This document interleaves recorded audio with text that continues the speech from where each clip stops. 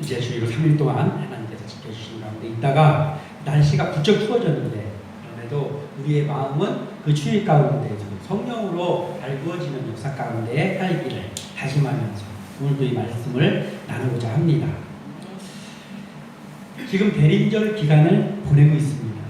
그래서 예수님을 더욱더 생각하는 기간으로 또 예수님이 우리를 위해서 오셨던 것을 더 감사하는 마음 가지고 보내고 있는데 이 보내는 기간 동안에 우리가 예수님이 하셨던 사역 속에서 본받아야 될 점들을 더욱더 본받고 말로만이 아니라 우리의 삶 속에서 예수님의 제자로서 우리가 지금 이 시대의 제자 아닙니까? 그래서 제자로서의 역할을 감당하기를 소원합니다. 로마서 8장 28절에 너무나도 은혜스러운 말씀이잖아요. 로마서 8장 28절. 우리가 알거니와 하나님을 사랑하는 자, 곧 그의 뜻대로 부르심을 입은 자들에게는 모든 것이 합력하여 선을 이루느니라. 아멘. 참 언제 이 말씀을 되뇌어도 은혜스러운 말씀입니다. 합력하여 선을 이룬다는 이 말씀. 자, 그렇다면 우리가 합력하여 선을 이룬다라는 말이 단순한 어감으로 들었을 때는 모든 일이 성공적이고 잘 이루어지고 은혜스럽게 모든 일이 잘 되어지는 것, 이런 느낌이죠. 합력하여 선을 이룬다. 예, 맞습니다. 그런데 사실은 이 합력하여 선을 이룬다라는 속에는 더욱더 큰 의미들이 담겨있는데 그것은 뭐냐면 결국에는 하나님께서 합력하여 선을 이루시게 해주시지만 그 일 향해서 달려가는 동안에 우리에게 그 일이 성공할 수 없는 고난들이 얼마나 많습니까? 그리고 또 역경들이 많이 다가오죠. 이 일들을 포기하게 하고 우리를 넘어지게 하고 막히게 하는 일들. 그리고 또한 실패.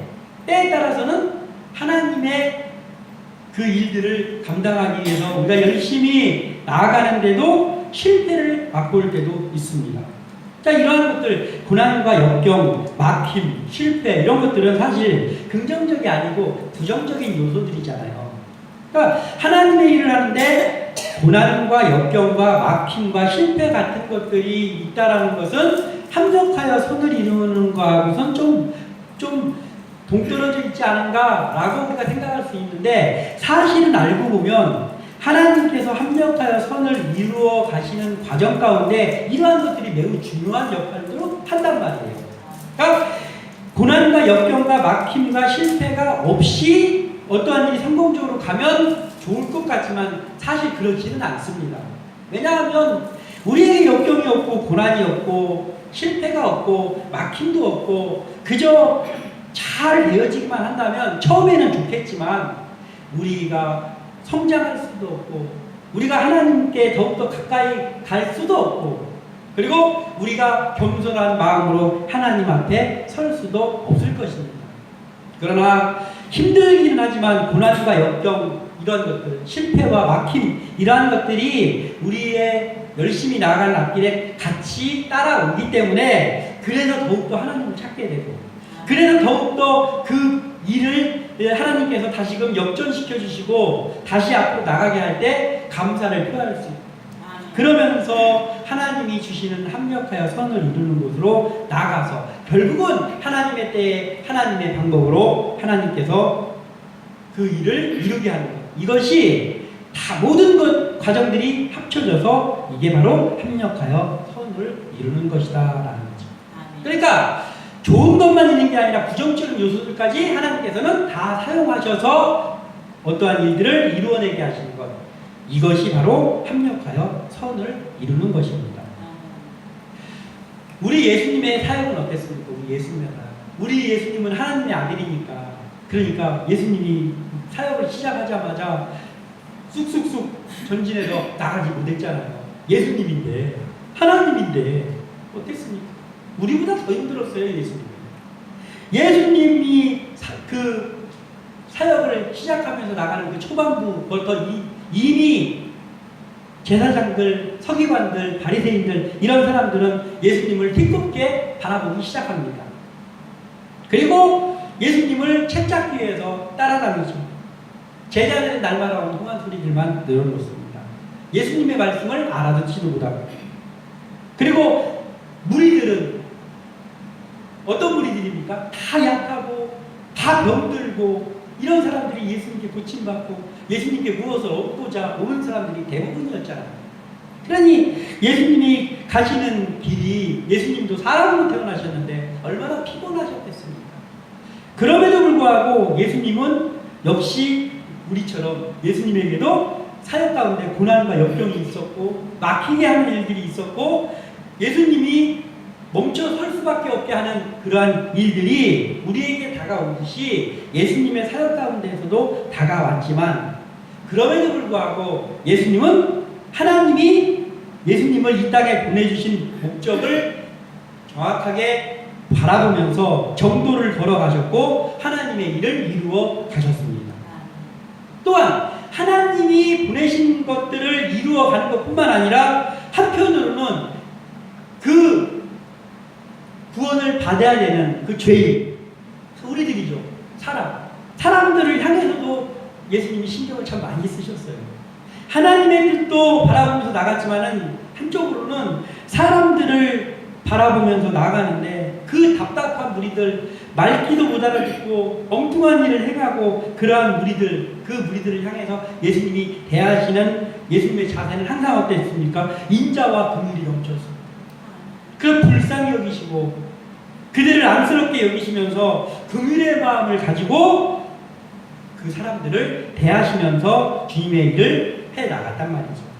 이러한 모습을 보면서 우리의 모습이 정말 우리가 주님의 제자가 되겠다라고 하는데 그러한 주님의 모습을 지금 따라가고 있는가 라는 것들을 생각하면서 오늘 예수님의 사역을 또 한번 바라보면서 선을 이룬다는 것은 무엇인가, 예수님은 어떻게 선을 이루었나 라는 것들을 살펴보고 우리가 그러한 일을 예수님을 닮아서 해나가는 그러한 주의 종들, 주님의 제자들이 다 되기를 소원합니다. 예수님이 일하시면서 나가실 때 첫 번째로 우리가 볼 것은 예수님은 하나님의 진리를 나타내는 일에 있어서 매우 단호했다라는 거예요. 예수님이 온유하시고 사랑이 넘치시는 분인데 하나님의 진리, 말씀을 나타내는 데에는 예수님은 매우 단호한 분이셨죠. 예수님은 하나님의 진리를 나타내는 일에 대해서 변명을 하거나 또는 어떤 타협을 하거나 또는 어떻게 머뭇거린다든지 이런 적이 한 번도 없어요. 예수님은 하나님의 진리의 말씀을 이루어 나가는 데 있어서는 오직 앞만 바라보고 나가시는데 정말 예수님이 이 하나님의 일을 어쩌면 이렇게 들리지도 않고 화를 내시지도 않고 그리고 흔들리지도 않고 그 누가 방해를 하고 그 누가 와서 예수님을 조롱하고 예수님을 폄하하고 한다고 해도 흔들리지 않는 모습으로 단호한 모습으로 주님의 일들을 해나가시는 것을 성경이 우리에게 알게 하십니다. 오늘 읽지는 않았지만 그 본문, 오늘 본문 24절 앞에 있는 22절과 23절을 우리가 같이 한번 읽어보겠습니다. 22절과 23절 시작. 갈릴리에 모일 때 예수께서 제자들에게 이르시되 인자가 장차 사람들의 손에 넘겨져 죽임을 당하고 제3일에 살아나리라 하시니 제자들이 매우 근심하더라. 아멘.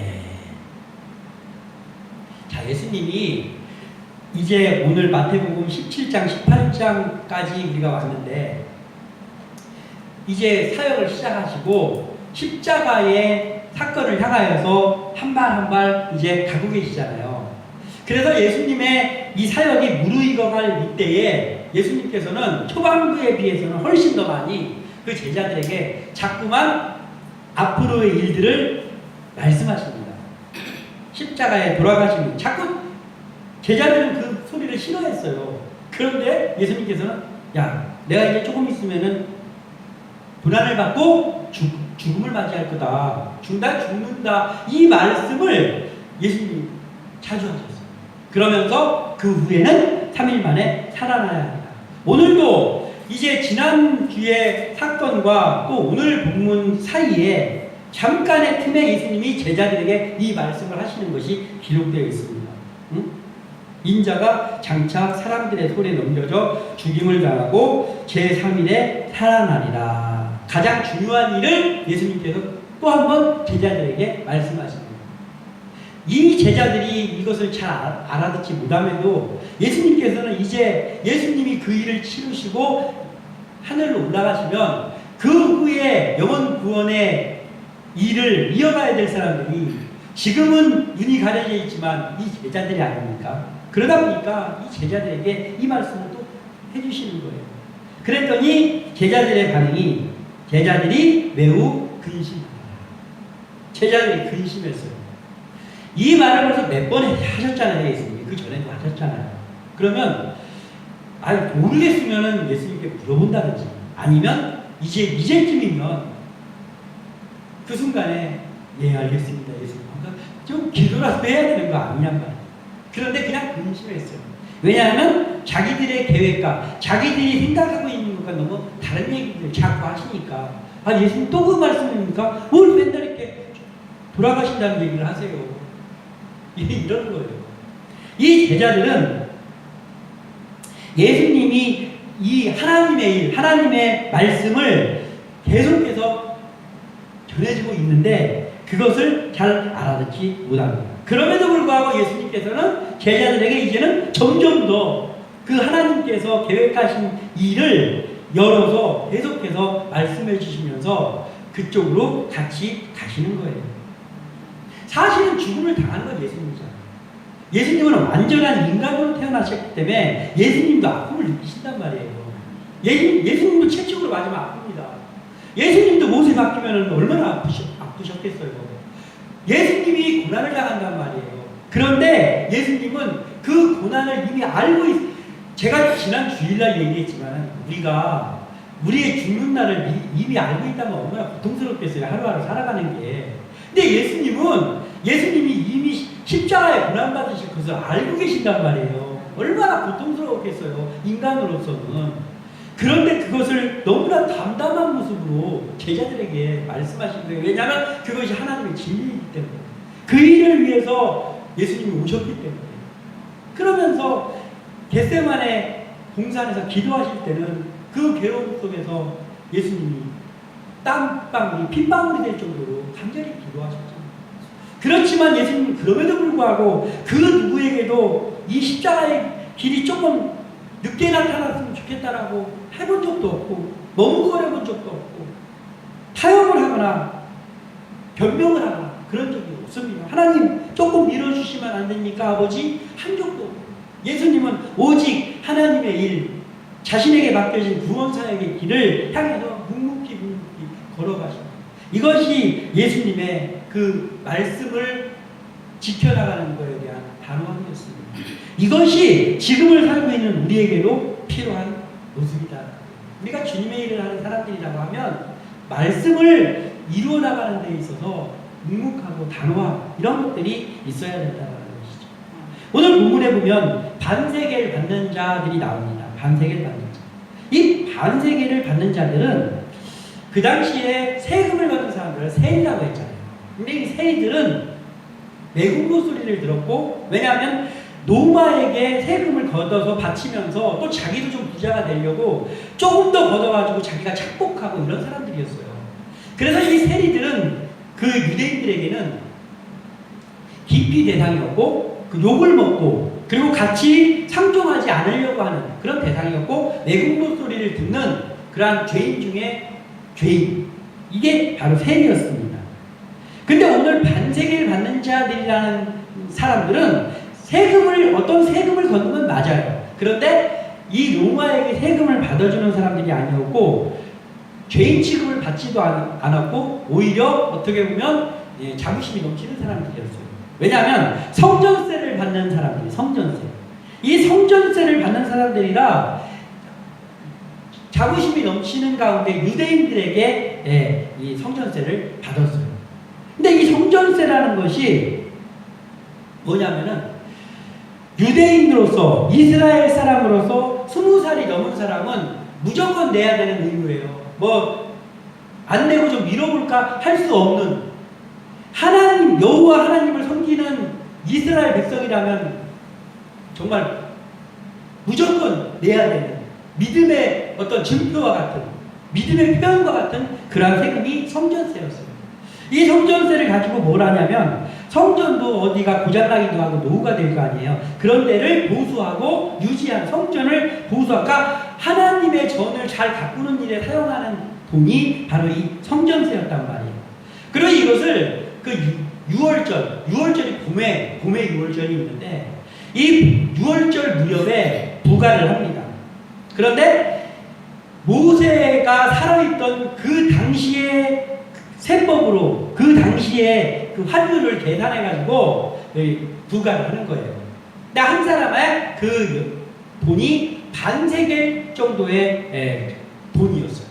그래서 한 성인 남자 한 명이 무조건 반세겔씩을 이 성전세가 부과됐을 때 납부를 해야 되는 거예요. 이 돈을 걷는 그 반세겔 받는 자들이 지금 베드로에게 질문을 합니다. 24절을 같이 한번 읽어보겠습니다. 24절 시작. 가버나움에 이르니 반세겔 받는 자들이 베드로에게 나와 이르되 너의 선생은 반세겔을 내지 아니하느냐. 자, 이 사람들이 베드로에게 물어보는 거예요. 야, 너의 선생 예수는 반세겔 안 내느냐? 이 벌써 질문에 약간 뼈가 있습니다. 근데 예수님이 직접 물어볼 수 있잖아요. 그런데 왜 베드로에게 그걸 원짓이 물어봤을까요? 이들은 예수님이 그 반세겔을 내느냐 안 내느냐 이런 게 중요한 게 아니에요. 이들에게 중요한 것은 뭐냐면, 예수님이 성전에 대한 태도가 어떠한가, 예수는 성전을 어떻게 생각하고 있는가, 이게 중요한 거예요. 그 이유는 예수님 훌륭하십니다 이거 하려고 그러는 게 아니고 예수님을 책잡으려고 하는 거예요, 이 사람들도. 그래서 물어봅니다. 야, 너희 선생은 반세겔을 내지 않냐, 즉 성전세를 안 내느냐, 이렇게 물어봅니다. 그러면 이들은 만약에 안 내신다, 우리 예수님 저 성전세 안 내시는데요 라고 하면, 그러면 이 여호와 하나님을 믿는 사람으로서 할 수 없는 일이네 하면서 예수님을 책잡았겠죠. 성전을 귀하게 여기지 않으니 예수는 별 볼 일 없는 사람이구나 라고 책잡았을 것입니다. 그런데 내신다고 하면 어땠을까요? 내신다고 하면 잘하셨습니다 할까요? 이들이 내신다고 하면은 그때는 또 우리도 반세겔, 이 사람 제자들도 반세겔, 보통 사람들도 반세겔, 응?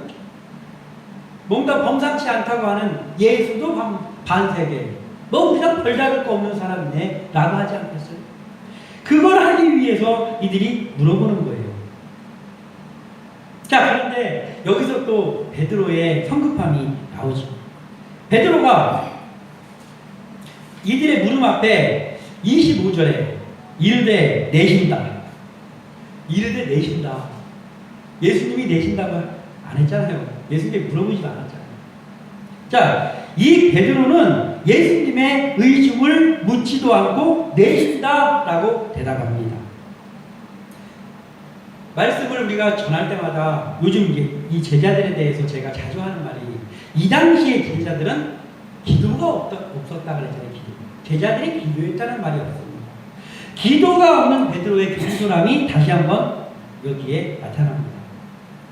자, 이들이 물었으면 베드로는 그 안에 들어가서 예수님, 지금 저기 반세겔 받는 사람들이 왔는데 선생님은 반세겔을 안 내십니까? 라고 저한테 질문을 하는데 예수님 어떻게 대답을 할까요? 물어봐야 되잖아요. 근데 안 물어봐요. 일단은 그 사람들이 물어봤을 때 빨리 대처를 하는 거예요. 책 잡히기 싫어가지고. 내신다. 그리고 안으로 들어가요. 예수님의 의중을 먼저 묻고 대답한 게 아니라 먼저 대답해버리고 그리고 예수님한테 들어갑니다. 예수님은 이미 그걸 다 알고 계셨죠. 베드로가 그렇게 했다는 것을. 기도가 없이는 진리를 위해서 일할 때 바르게 행할 수 없다는 거예요. 베드로와 같은 성급함이 때로는 우리에게도 없지 않는가. 이것을 우리가 살펴봐야 되는 것이죠. 기도가 없으면 우리 딴에는 잘한다고 하는 것이 하나님께서 기뻐하시잖아요. 우리 주님이 기뻐하시지 않는 일들을 얼마든지 행할 수 있게 된다는 말이에요. 그래서 우리가 이걸 주의해야 됩니다. 우리가 그 여호수아를 보면 여호수아는 신실하고 여호수아는 매사에 말씀을 입에서 율법을 떼지 않는 사람이었잖아요. 그런데 그 여호수아도 기도하지 않고 결정한 한 가지 결정적인 실수를 한 적이 있습니다.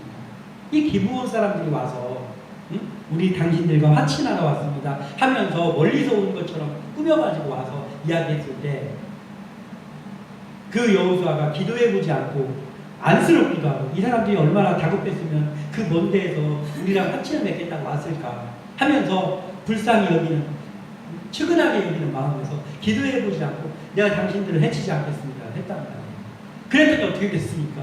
그 기브온이 두고두고 이스라엘을 이렇게 기도하지 않고 결정을 하면 이러한 겸손함으로 인해서 하나님의 일, 하나님의 진리를 행하는 일을 제대로 할 수 없다는 거예요.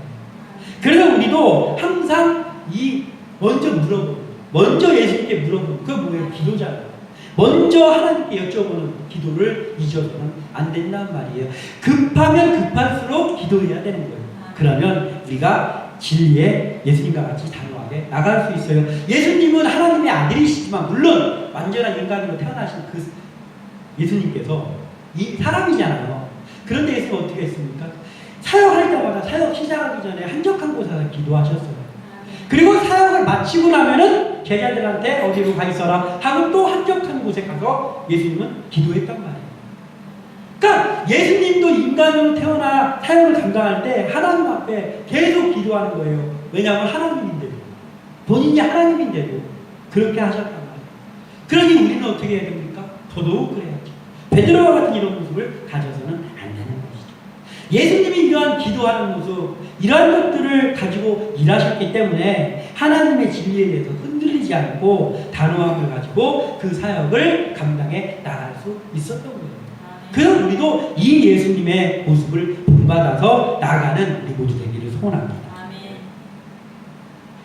경솔한 대답을 하고 돌아온 베드로에게 예수님은 이 하나님의 진리가 어떤가를 알려주시는 거예요. 하나님의 진리가 어떤가를 어떻게 알려주십니까?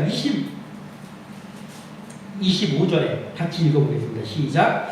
이르되 내신다 하고 집에 들어가니 예수께서 먼저 이르시되 시몬아 내 생각은 어떠하냐? 세상 임금들이 누구에게 관세와 국세를 받느냐? 자기 아들에게냐 타인에게냐? 베드로가 이르되 타인에게니이다. 예수께서 이르시되 그렇다면 아들들은 세를 면하리라. 아멘. 자, 예수님께서 그렇게 겸손하게 대답하고 들어온 베드로를 혼내시지 않고 물어봅니다. 베드로야, 그러면 네 생각이 어떠냐 하면서 지금 우리가 읽었던 이것을 물어보죠. 그랬더니 베드로가 타인에게 받습니다.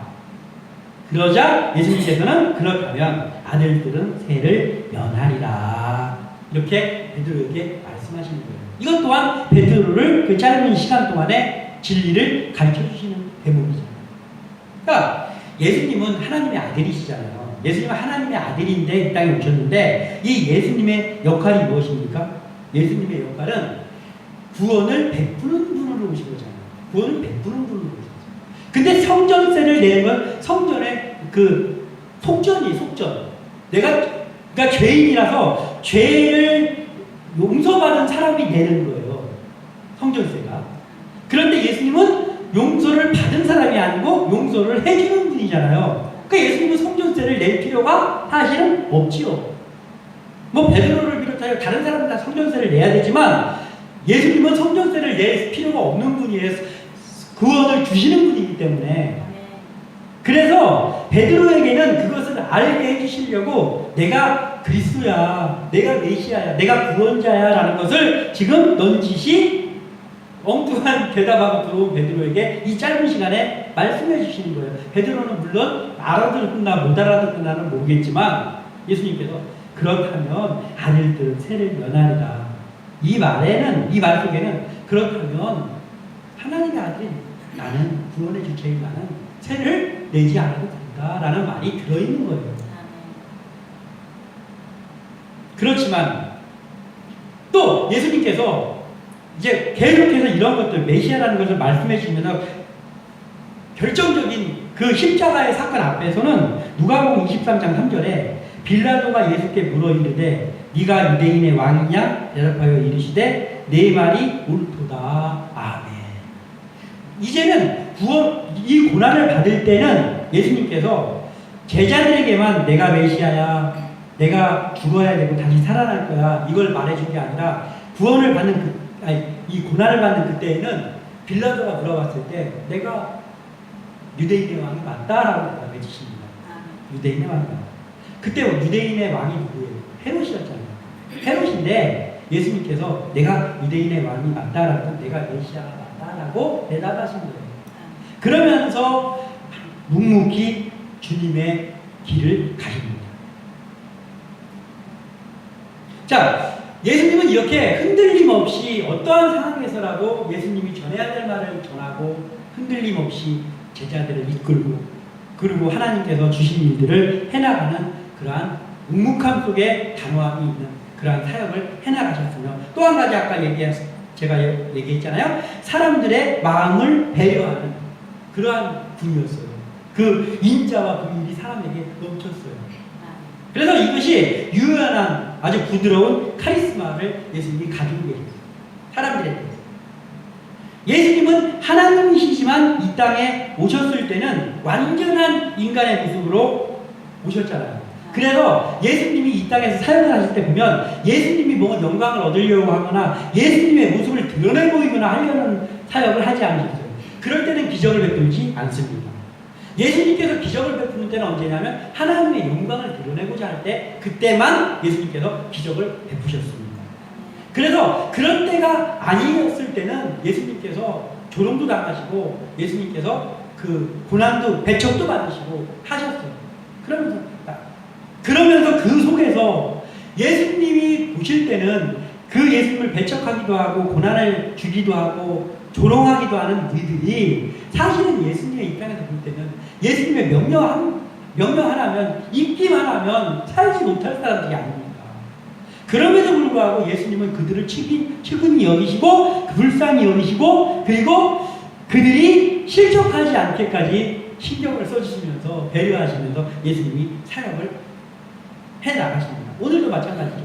내가 그리스도야라고, 그렇다면 아들들은 세를 면하리라라고 베드로에게 알려주시고 나서 즉시 예수님께서 그러나 우리가 그들이 실족하지 않게 하기 위하여 네가 바다에 가서 낚시를 던져 먼저 오는 고기를 가져 입을 열면 돈 1세겔을 얻을 것이니 가져다가 나와 너를 위하여 주라 하십니다. 아멘. 사람들을 배려하는 거예요. 인자와 긍휼이 넘치시는 모습을 가지십니다. 그러나 그렇지만 저들이 아직까지 내가 구원 사역을 위해서 다 가고 있는데 내가 성전세도 안 내고 하면 오히려 하나님의 영광을 그들은 알아듣지 못하기 때문에 하나님의 영광을 가린다고 생각을 할 것이고, 그러면 파장이 일 것이니 그들이 실족할 거 아니냐. 그러니까 내자. 베드로에게 그렇게 말씀하시는 거예요. 하나님으로서의 특권을 스스로 내려놓고 사람과 함께 하신 예수님의 유연한 카리스마였단 말이에요. 악한 자들은 항상 예수님이 율법을 어기는 분인 것처럼 공격했잖아요. 예수님이 율법을 어기는 분 취급을 했었잖아요. 그런데 사실 예수님은 율법 위에 있는 분이잖아요. 율법을 완성하시는 분이잖아요. 그러니까 사실은 율법을 예수님이 지키네 안 지키네를 논할 수 있는 분이 아니잖아요.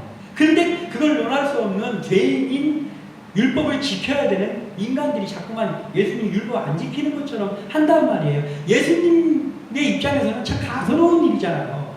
그럼에도 불구하고 그들이 실족하지 않게 하기 위해서 예수님은 율법을 참 잘 지키셨어요. 하나님의 말씀대로 사셨어요. 율법의 완성인데.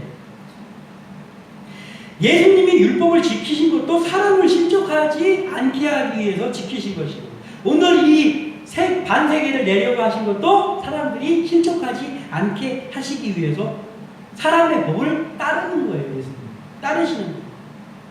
27절에 예수님은 그들이 실족하지 않게 하기 위해서 성전세를 베드로에게 내자 말씀하셨어요. 우리 사람들 어떻습니까? 우리 사람들이 조금만 어떤 권리가 생기면, 조그마한 어떤 자리만, 명예만 하나 생기면 어떻습니까? 그냥 무사통과하려고, 그냥 뭐 남들이 지키는 거 자기는 안 지켜도 되는 특권이 있는 것처럼 행세하잖아요.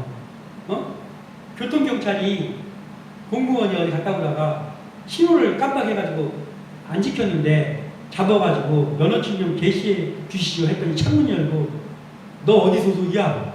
너 내가 누군 줄 알고 네가 지금 이걸 내가 가만히 안 놔둘 거야. 내가 이래봬도 누군 줄 알아? 이거 하잖아요. 그냥 면허증 제시하면 되는데 안 하겠다는 거잖아요. 우리의 모습 속에도 그러한 모습들이 없습니다. 우리가 조금만 뭔 권리가 생기면 그걸 이용해가지고 우리가 행세를 하려고 하는데, 예수님은 너무나도 세심하게 사람들을 배려하셨다고 해요. 사람들에게 내려오셨어요. 낮은 자의 하나님 되셨어요. 그리고 사람들의 눈높이에 예수님이 맞춰주셨어요. 이 베드로에게 또한 오늘 이 말씀을 하시면서 사람들이 실족하지 않게 하기 위해서 우리가 세금을 내자 이렇게 말씀하시면서, 또 한편으로는 그 베드로에게 또 하나님의 영광을 드러내요. 어떻게 드러내십니까?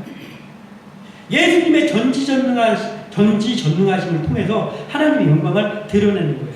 그냥 예수님께서 돈을 이렇게 주시면서, 야, 이거 한 세겔 가져가가지고 반 세겔은 너를 위해서 내고 반 세겔은 나를 위해서 내라, 이렇게 하신 게 아니고 어떻게 하십니까? 야, 낚시 가져가가지고 낚시로 바다에 던져가지고 제일 먼저 물려서 나오는 그 물고기에 입을 벌려보면 거기에 한 세겔이 있을 거니까 그걸 가져가가지고 반 세겔은 나를 위해서 내고 반 세겔은 베드로 너를 위해서 내라, 이렇게 말씀하십니다. 이 일을 통해서 물고기의 입속에 동전이 있음을 이미 아시는 예수님. 뭐예요? 예수님의 전지하심을 나타내시는 거예요. 모든 걸 알고 있는 거예요. 예수님은 모든 걸 이미 알고 있는 거예요. 또한 물고기의 입속에 그러면 동전이 있음을 알았던 예수님은 그 동전이 어떻게 거기에 있었을까요? 예수님이 넣으신 것이죠. 그러니 물고기의 입속에 동전이 있게 하신 예수님. 전능함이죠, 전능함. 예수님의 전능하심. 예수님의 전능하심과 예수님의 전지하심. 그러니까 전지전능하신 하나님, 전지전능하신 예수님이잖아요. 이것을 통해서 베드로에게 내가 그리스도야 라는 것을 또 이렇게 해서 알려주시면서, 사람들이 실족도 안 하게 하시면서 이렇게 일을 하신단 말이에요. 얼마나 철두철미하고 배려하시면서 그 긍휼이 넘치시는지 모르겠어요. 우리도 하나님의 일을 할 때 이러한 것들이 있어야 된다는 거예요. 우리 때 어떤 것을 조금이라도 세심하게 챙기려면 그만큼 우리가 더 눈여겨봐야 되고, 더 신경 써야 되고, 더 관심 가져야 되고, 우리 시간을 더 투자해야 되고, 우리의 물질을 더 투자해야 그게 가능하잖아요. 내 것 투자하지 않고 내 것 희생하지 않으면서 그렇게 할 수 없거든요. 예수님은 당신의 그 존귀하신 것 다 포기하고, 당신의 자리 다 포기하시고, 그리고 그 사람들이 그렇게 예수님한테 저 말도 안 되는 거 하는 거 다 참으시고, 그러면서 또 하나님의 일도 나타내시면서, 그러면서 사람들이 실족할까봐 그것까지 관심 가지시면서 일하셨어요. 예수님께서. 그리고 우리에게 그 예수님의 길을 따라오라고 우리를 여기 세워주셨습니다.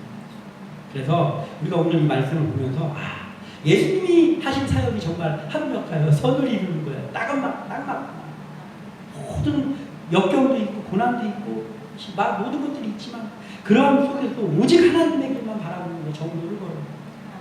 하나님의 말씀을 지키는 거에는 흔들림 없이 단호함을 가지고 걸어요. 그러면서도 그 단호함 속에 유연한 카리스마를 가지고 사람들을 배려하고 그 긍휼의 마음을 가지고 일하셨다. 이 예수님을 바라보면서 우리도 하나님께서 우리를 쓰시겠다고 허락하시는 그날까지 이러한 예수님의 모습을 닮아가면서 정말 주님의 제자로서의 역할을 감당하며 나가는 우리 한 사람 한 사람 함께 나누게 되기를 주님의 이름으로 축원합니다. 기도합니다.